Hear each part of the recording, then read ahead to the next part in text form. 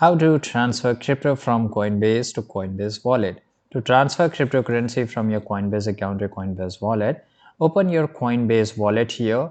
If you haven't linked your Coinbase account here, tap on buy icon and select connect my Coinbase and follow the prompt to link your account. In the Coinbase wallet app, navigate to the asset tab and select this option to trade crypto from your linked Coinbase account.